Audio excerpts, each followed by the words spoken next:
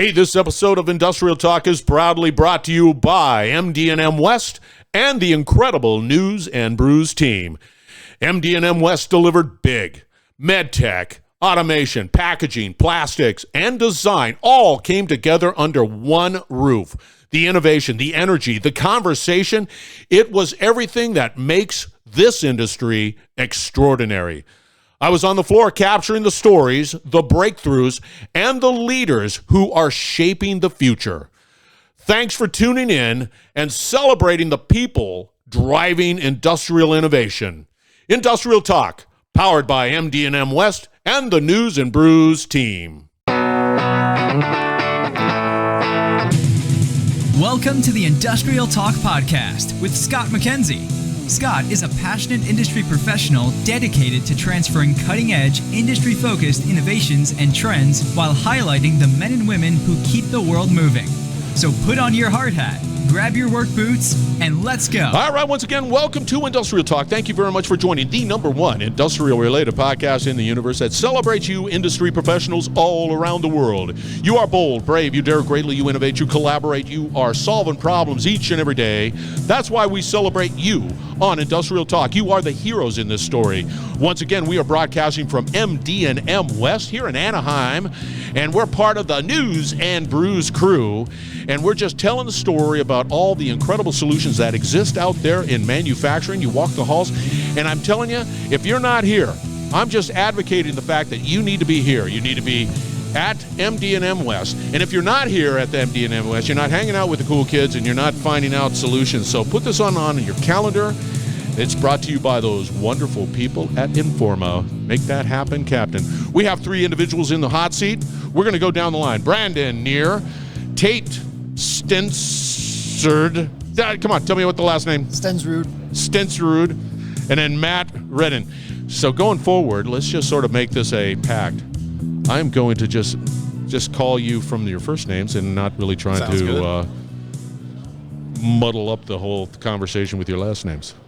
Hey, okay, see, I was getting ready. I was getting ready to violate my first rule and not just throw a question out there. But, Brandon? Yes, sir. Are you having a good conference? Yeah, it's been great. The foot traffic has been awesome. Why? Yeah, there's a lot of people here, and the conversations that we've had so far have been outstanding. Hey, are you originally from California? Yes, sir. Yep. I grew up in Barstow, and you've been there. I've been through it. You've been through it. You've had a hamburger. Yes. Because you're going to Vegas. Yes, exactly. Yeah, bigger and better things. Exactly. Tate, are you having a good conference? It's been a fantastic conference. Why? I think it's the energy here. We do a lot of trade shows, and you can feel a little bit of a different energy here. There's a hum, and it's just been fantastic. Yeah. I got to go to you, Matt. Yeah, it's been okay. Yeah. It's been a great show. Connecting with the manufacturers, the big push on medical. It's great to connect with customers, see what's out there, and check out the latest and greatest.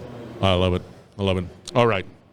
Before we get into the whole conversation about what Hexagon's doing to solve problems in the market, Brandon, we need to know a little bit about who you are. Talk to us. Chirp at us, please. Yeah, sounds good. Brandon Neer. I manage our portable devices sales team, which we'll get into what that means. I've been with Hexagon for 16 years, born and raised in California. Yeah, long time. Where were you born? In Orange, California. Yep. I had a house in Yorba Linda. Yep. Okay, there you go. I was raised in Yorba Linda. So you've been in the business for a little while. Yeah. And you've been a part of Hexagon a little while. And you've recognized the fact that Hexagon likes to acquire things. We've been through some changes over the 16 years that I've been here, yes. You can't stop progress. That's all we do is keep evolving. Yeah. Tate, give us background. My name is Tait Stensrud. I've been with Hexagon for 26 years. I manage our stationary device, our measurement device team in the Southwest, similar to Brandon. And 26 years. Been 26 good years here. 26? Yep. More than you. A little bit of experience. Yes, more than me. The math. Wow, that's incredible. Matt? I've been with the company for 2 years. Yeah, I'm going to sound like the rookie over here. I've been with Hexagon for 3.5 years. I was close. Yeah, I spent about a decade in machine shops before that, so a lot of hands-on experience. Yes. Running machines, operating machines. I'm with the production software team, so when it comes to CAD/CAM solutions, that's kind of my area of expertise. Originally from California, grew up in San Diego, and happy to be here. And there, used to live there. Chandler had a place out in. Hey, Susie, where do we live in Arizona? Where do we live? Anthem. Oh, yeah. Yeah. There you go. Thank you. Up north of us. It's just a little bit, a little. Yeah, exactly. All right, let's get on with the chit chat about it. My wife is giving me a hard time here. Let's get on with the chit chat. Talk to us, Brandon, a little bit about the solutions that you provide. Yeah, sounds good. Hexagon Manufacturing Intelligence is a subdivision of Hexagon, more a global company that's involved in everything from geospatial to everything else. Our division stems from measurement sensors and software is where the roots have been. With Matt here, who can speak to our production software, it's a third division within the manufacturing intelligence. Why is measurements important? Yep. Everybody needs it. Everybody's been using hand tools for a long time. When they get out of the hand tools and they start to get into higher technical ways to acquire that data is where Hexagon steps in and really starts. Everything that's built from automotive to aerospace to medical needs to be insured for quality, dimensionally or otherwise. That's one subset, but we also do the whole reverse engineering suite. So we can take something from nothing and turn it into digital and make a digital twin of what it is. Tait, what about you have the company starts with an L, and they do a lot of measurements. You guys it's a part of Hexagon. Am I going anywhere with this one? Just say no. Leica? Thank you. There we go. Thank you, Matt. All There right. we go. All right. Ding, ding, ding, ding, ding. Now on to the bonus round. Tait, talk to us a little bit about what your Brandon was chirping about. Well, I think Brandon very eloquently said it all. It's quality control. It's measurement. It's parts that have to be right and have to be verified before they go into an assembly, which may end up in a heart pump. It may end up on an airplane. It may end up on a missile or a spacecraft. Those things need to be checked and they need to be right. And that is at the crux of what we do. There's lives at risk, and Absolutely. that's not just hyperbole. Yep. So.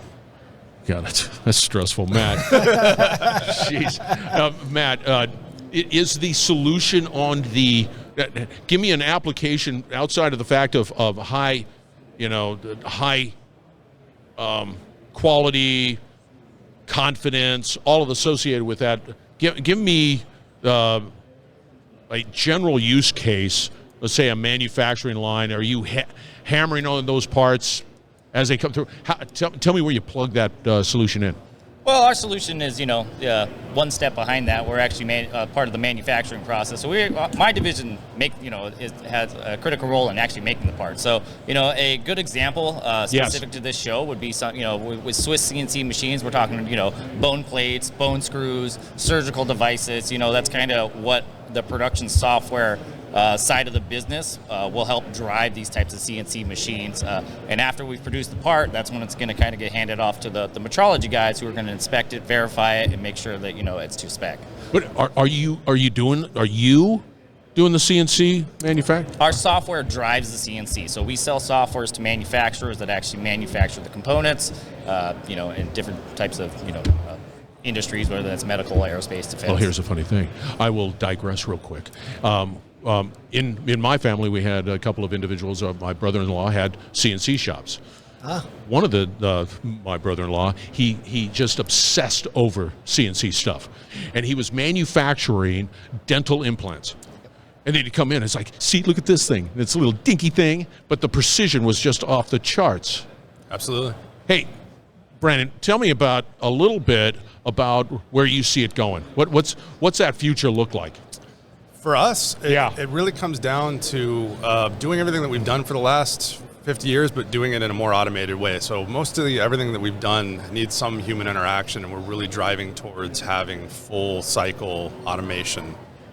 Everything from inspection to the reverse engineering, like I mentioned before, and being able to do it in an automated way. Tait, is there what's the significant ROI on this? It's, there's the innovation, the technology that you guys provide, which is phenomenal. You go to your booth and you're saying, yeah, that's pretty impressive stuff. It seems pricey. What about that ROI? I want to know that because I'm going to invest that, I want to be able to know that I'm going to get a good return. Yeah, I mean, specifically on ROI, at a base level, you can talk automation, right? If you do something by hand and you automate it, there's a base level ROI there. But to me, I think the real value is when you start integrating quality into the manufacturing process. Yeah. Right. The overall cost of the product comes down because you're reducing future rejects and future rework. But you have to paint that picture. Yeah. Yes, you do. Because I would imagine there could be some potential for sticker shock. Yeah, and if you don't paint that picture right. And it's not everybody has to do this. You have to inspect things. Yep. But the companies that use that data to better their processes, ultimately the cost of manufacturing that part comes down over time. I like it. Matt. And maybe this is not to Matt. I'm going to just be confident in knowing how is, and I have to say it, and don't roll your. I'm going to make sure that the camera is not on you so that you don't roll your eyes. I need to understand from Hexagon's perspective how we're looking at AI improving that measurement capabilities. Roll your eyes, get it over with. Personally, I can't speak for the measurement capabilities because my division's production software. But what I can speak on is how we're integrating AI tools into our production software. Talk to us about that now. So right now there's a lot of solutions on the market to kind of automate the actual programming process. We're actually, some of our partnerships with like Microsoft Copilot, we're actually going to have our AI tools produce commands inside the software itself. So, you can go into your AI engine, basically your chatbot, tell it, hey, can you, set up this part for me? Yeah, hold on. I need to be buckled in for this explanation.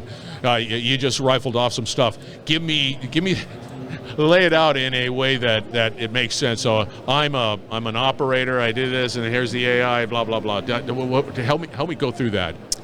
So basically, there is a engine that you can ask it a question, ask it to complete. Got it. I'm pinging that AI, whatever that. I'm going, hey, I got this. And ask it to do a command for you, and it'll generate that command for you. So instead of just giving you a feedback loop of telling you how to do it, now it's going to start actually executing those commands for you. So Tait, I can sit there and say, hey, give me a command. I need a command to be able to do this, and then the AI. Let's say bot or whatever it might be, will then just say, oh, okay, I'll do it. Is that how it works? No, I'm glad you brought this question to the podcast. I think it's an important question. I want to paint it. Coin a phrase that Nate Ankrum, who's the general manager of a shop in Phoenix, one of the most progressive shops in Phoenix, we just did a symposium about this, and he said, I see, and we agree with him, by the way, we see AI as the assistant to the programmer, right? Not necessarily replacing it. So, if you're, on Matt's side, if you were cutting a feature, on our side, if you were measuring a feature, AI, I see it where you can ask it, hey, I've got this situation, and then being able to leverage decades of data to assist that programmer in that, right? And not just any data that I have high confidence in. Yes. That's where I see it going, and Hexagon is at the forefront of that 100%. Yeah, I'll add that we're using it in almost a visual capability to be able to look at a part and see geometric features within it. That's all trained by AI to be able to just click on our video camera and say, there's a circle there, and it knows there's a circle there, and use that to drive the programming. Absolutely. Yeah. And I think, to your point, I think you brought up a very interesting position, and that position is one. There is still the necessity for that human component. Absolutely. No doubt about it. Can't do it. Can't get away from that. Yep. And if you take that position as saying, this is a tool that allows me to be more efficient and be able to execute quicker, or whatever it might be, then I think you're using the power of, I want a different name for AI. I'm tired of hearing AI. It's like webinars. I'm tired of hearing webinars. I use webcast. I love it. But something that the analytics are able to spit out something network, and again, with a high level of confidence. And again, I think Hexagon is in a position to be able to have that network, that data source, that lake, or whatever you want to call it, way back here, to be able to draw from that has a high level of confidence. That's your ROI that you were talking about. See, there it is. There. We got there. You're welcome. You can use this podcast to be able to. All right. How do people get a hold of you guys? Give me the best way to get a hold of you guys. Yeah, I think the best would be to connect with us on LinkedIn at the Hexagon Manufacturing Intelligence page, and we're all also individually on there as well. That's 100% agree. Yeah. Yep. LinkedIn, Matt Redden, I'll be there. Yeah, you guys are active out there, right? Yes, sir. Absolutely. You guys are just you didn't disappoint, and thank you very much for your flexibility. We were trying to fit more people in. Never mind. And you guys are absolutely. Just truth be told, I went over there. Over to their shop, and I started shaming them into getting them on the podcast, and then finally they said yes. We did resist a little bit. You did.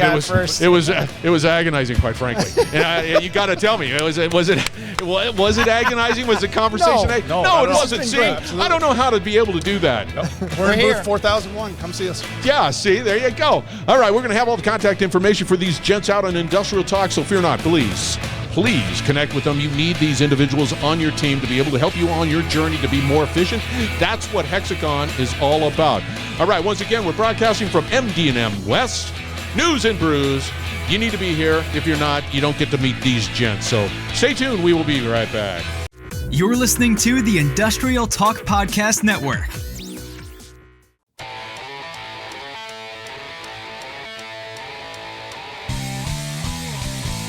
You know what I am? I get excited about conversations that I had at MD&M West and being part of the News and Brews crew.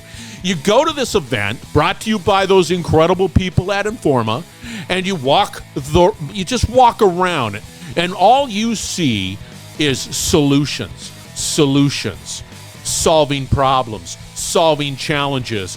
It is an incredible time to be in manufacturing. And then you get to meet people like the Hexagon team. And I've got the cards in front of me because I don't want to mess up. You've got Brandon, Tait, and Matt. They were great. They were absolutely and their booth is pretty cool too. And all that technology. Oh, man. You need to put this one on your calendar next year. It's a must.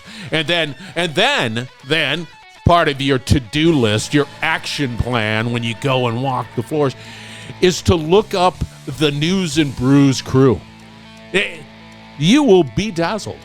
But you know why? You know why you'll be dazzled? It's because they're nice people. And they're all passionate about you. They're all passionate about what you do. It's a cool conversation. I'm all giddy. I get all giddy. All right. Again, I will always mention this. You need to begin to build that network, and you need to reach out to these gentlemen. The world of manufacturing is happening, and I think it's a renaissance, and it's growing and it's expanding. You need people like these gents in your corner. So reach out to them, and they're nice. They're cool. They're cool. All right. Once again, we are so fortunate here at Industrial Talk to be part of the News and Brews crew and be able to broadcast from MD&M West. It was a barn burner, so it was really great. So we're going to have a lot more coming from this show, so always stay tuned.